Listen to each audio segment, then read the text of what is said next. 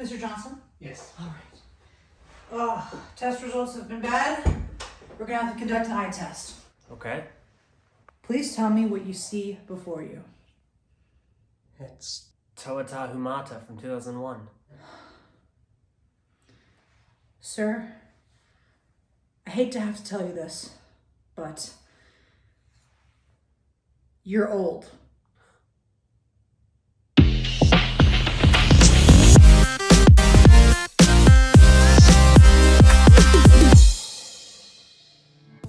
Hello everyone and welcome back to another TTV Reviews. Today we're talking about Ninjago Winter 2022 and the set in question is the Ninja Dojo Temple, which is set number 71767. It retails for about $100 and it has 1,394 pieces. Whew! You'll see this on store shelves on January 1st.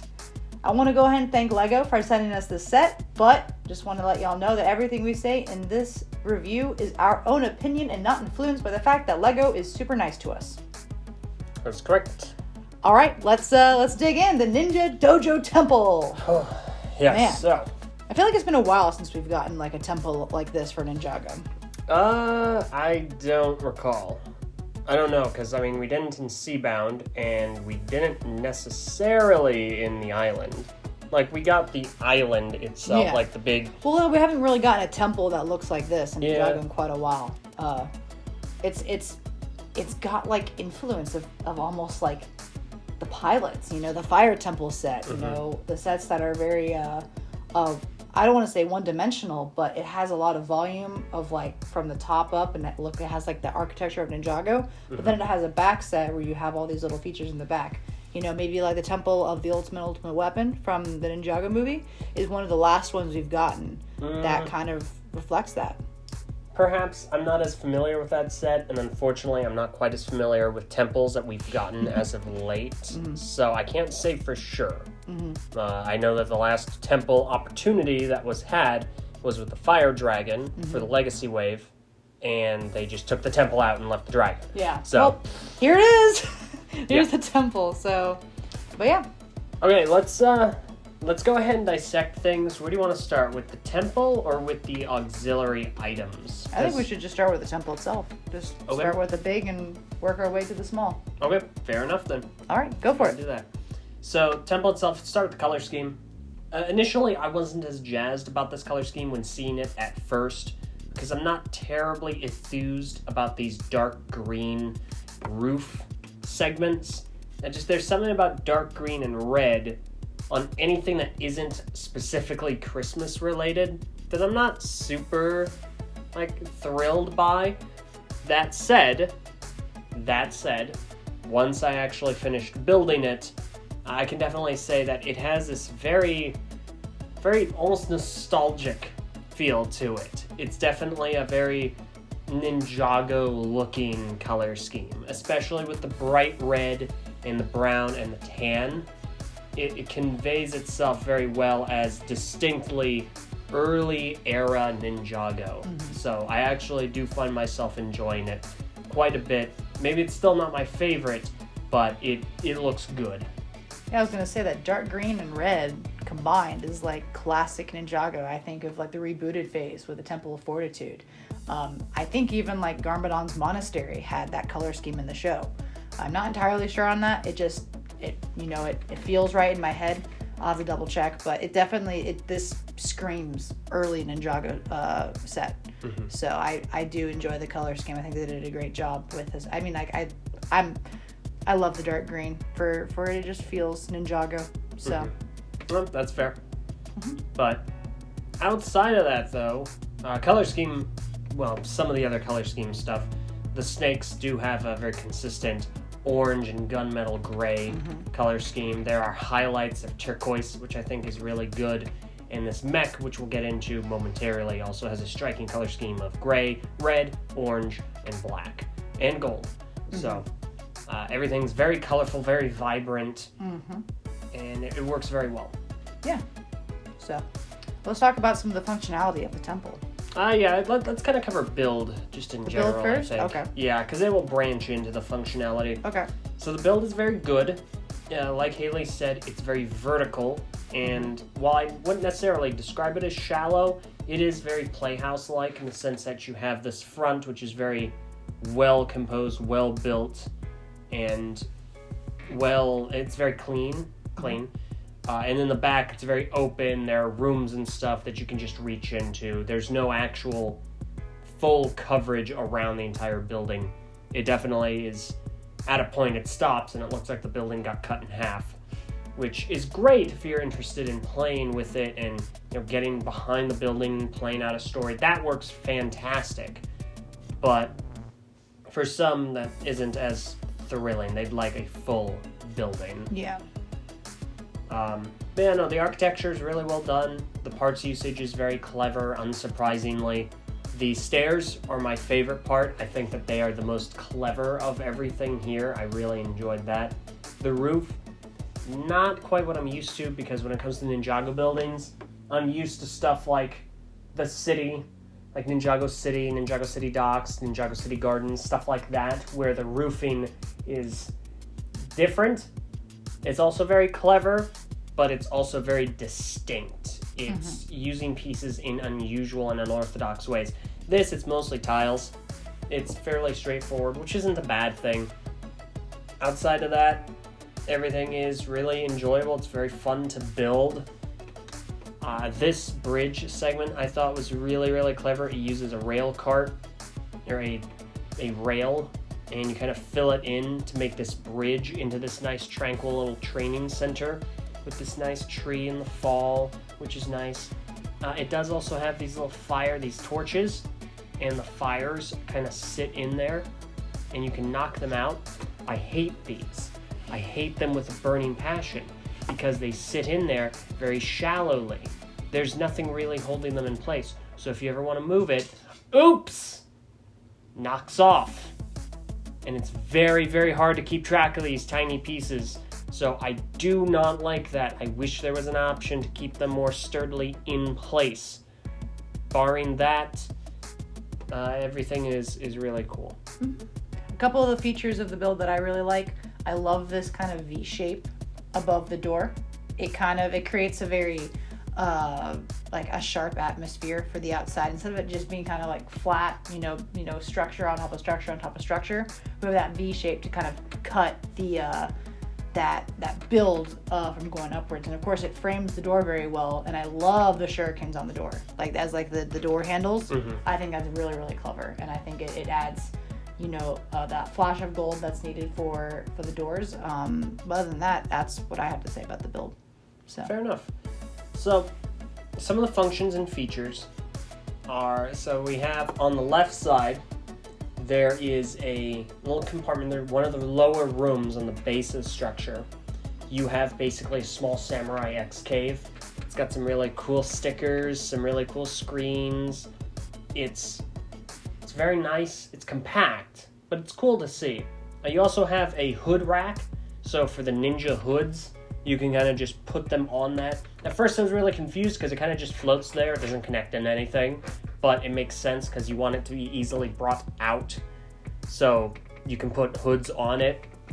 Though you're not going to be able to put 4 hoods on it like its build suggests. You're only going to be able to put 2, because for the ninja, only 2 of them, Mia and Kai, come with hair pieces. Lloyd and Cole don't. So I don't know why it's so expansive if the set doesn't encourage its use. Outside of that, the Samurai X cave is, again, it swings open, you can close it. On the other side, there is this function here. It's a wall where if you press down... So I'm going to be honest, I really don't like this function. So if you press down on the back, there we go. It blows out, and it will send some wall pieces flying out. I do not like this function. This function was very frustrating to me to actually figure out how it worked. Maybe I'm just stupid, but it took a long time to realize, oh, you have to push on the back of this lever. And even then, if you don't do it just right, you're going to just completely rip off the actual lever function.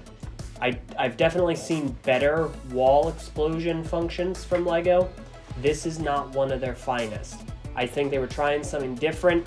I'm not sure how much I appreciate its actual function, basically. It's a nice thought, is about what it amounts to. Outside of that, I don't think there are many more functions. Most of the actual enjoyment of the set comes from A, the minifigures it comes with, and B, what you can do with it after it's built. I mean, don't get me wrong, the build is fun, but there's a lot you can do kind of play-wise after it's done being built. Yeah. So, what would you like to discuss next? All right, I think we should move on to some of the smaller builds. So the Serpentine car and the ever so familiar Fire Mech. Yes, let's talk about the car first, because I don't have as much to say about that. All right. This is a fun little car that you build. I think this is the first thing that you build in the set, right? I don't recall. But it's again, it's a front heavy car. It's got little spikes coming out of the wheels. And then the driver has giant Karloff gloves. I'm curious how he's able to grip that small, tiny wheel with the giant mittens that he has on. But I like, the shoulder blades. The car itself is very simple, but it's got, style, and it's a very unique figure. And then I guess that's supposed to be a drill on the front. It's a very interesting drill piece. Drill or a cannon? I think it's a cannon. The cannon? Yeah. All right. But this is the little car. Who drives this? What's his name? I can't read it from here. It's Boa Destructor, maybe? Boa Destructor. Sounds like a Phineas and Ferb sort of thing. Never watched it. Does this surprise you? A little bit. Okay. But yeah, that's the little car. LJ, why don't you talk about the Fire Mech? Ah, you mean Tahu. Tahu 2021. Yes. So I love this mech. The color scheme is very distinctly from an old set that some of you may have never even heard of, which hurts me to say. But it comes from it's very similar to a set from 2001, namely Tahu. Toa Tahu from Bionicle. It's very, very strikingly similar. It's got orange. So the primary colors is bright red. The secondary is orange. It's got highlights of gray, black, and newer. Not this color scheme wasn't in Tahu, but the gold is also kind of a highlight as well. We have some new pieces in play here. SCCBS, the System Character and Creature Building System. And we can kind of see that in the limb pieces, which are just one solid piece. They do not articulate. The only points of articulation are in the elbows, or sorry, not the elbows, the ankles, the hips, the shoulders, the cannon, and the canopy that opens up and closes. Also this flag, but minor detail. I like this a lot. I think that it's really cool.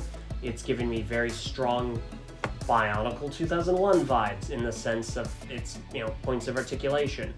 Ultimately, it will have less than one of those sets because it doesn't have any hands. It has these little fingers, but not the same. Kai, when you take off his sword belt and take out any weapons, he can fit in it just fine and it'll close up. It works very well. It's got a blaster on a cannon. We have a new mold for this shooter. It's a lever instead of that little ridge. And that, of course, works perfectly fine. Off that goes. Yeah, off into, the ether, yeah. Yeah, but I like it. I think that it's really cool. It's got a good stature. It's got a good size compared to everything else. I love the color scheme. Again, very reminiscent of Bionicle, so I am a big fan. That all said, yes, the articulation is incredibly limited. It has no knee articulation. It has no elbow articulation. So when it comes to what I'm used to past 2001, it does kind of fall short of those expectations. But if I look at it as a modern day Bionicle Toa Tahu, it's fairly in line and it's a really fun build.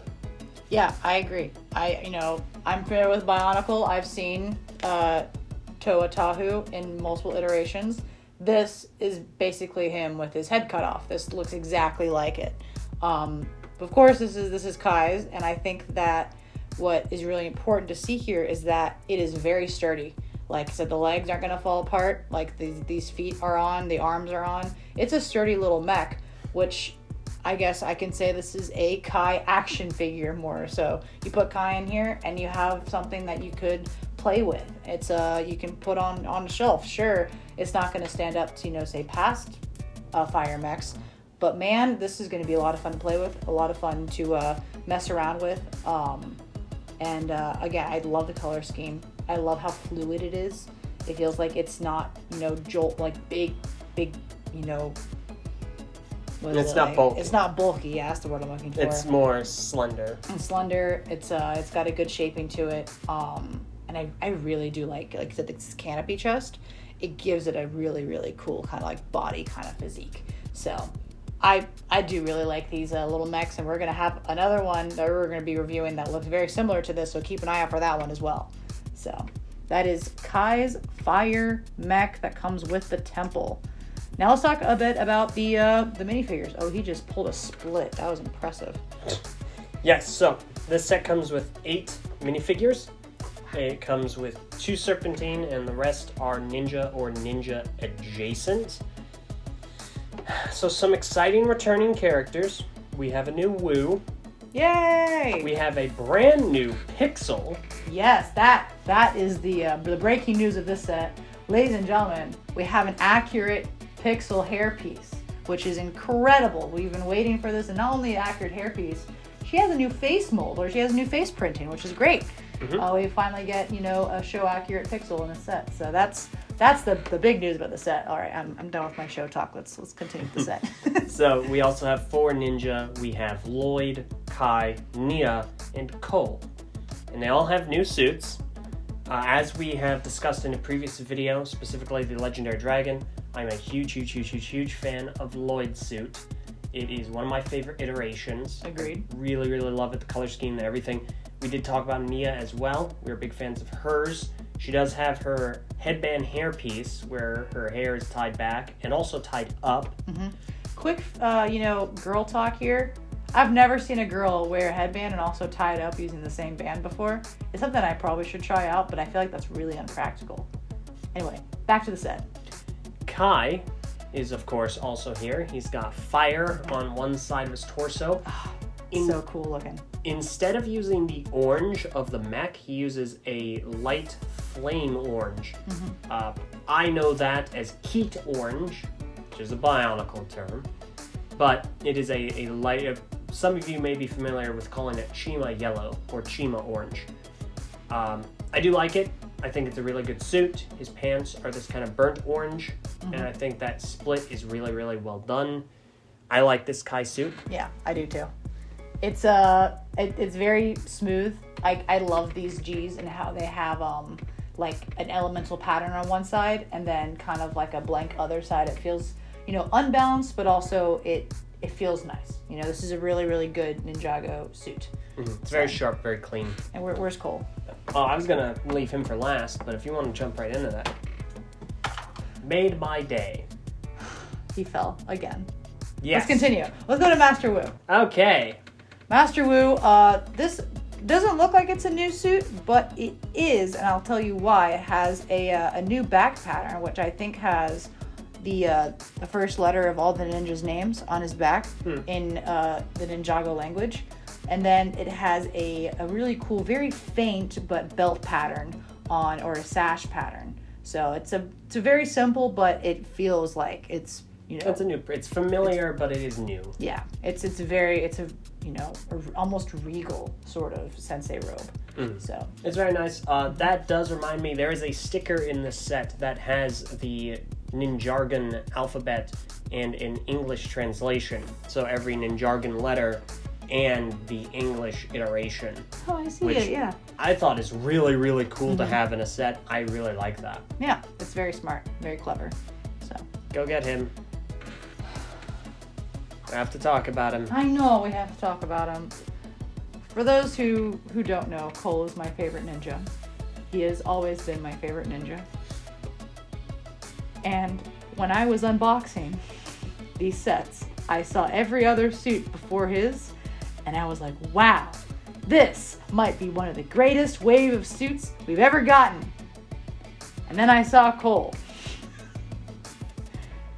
And my heart crumbled like crumbly cookies. And I'll tell you why. The color scheme is fine.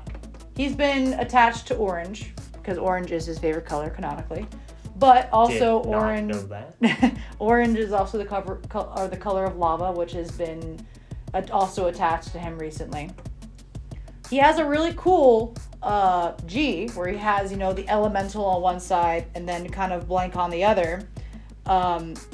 Minus the fact that his undergarments are not just regular, undergarments like all the other ninja. They're not wrappings. It's not wrappings. It's like a weird samurai protection. It's like a weird samurai chest armor. piece. Yeah. The reason why I don't like it is because I feel like there's a lot of clashing of shapes in that small area for Cole. Not only is his chest a little more open, it's just a lot of blocky squares next to his, elemental kind of shards, which are not squares. It's very busy. It's very really contrasting. busy. And it just, I like looking at his upper, like his head, because the head is fine, but then the moment I look down, I just feel like there's too much going on. And, all the other ninja have very sleek, and it's very clean designs. And then Cole is just so busy, and it breaks my heart, because this could have been perfect. This wave could have been perfect for suits.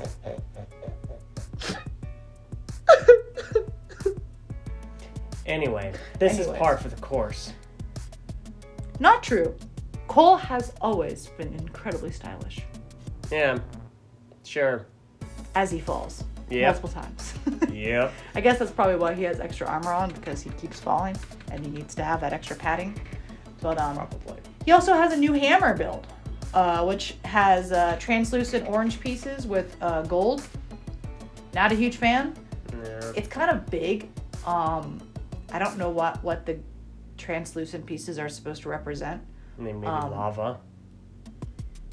I don't know, like elemental energy, perhaps. Maybe. He is the only ninja with a unique weapon in the set. And most sets. Most of the ninja,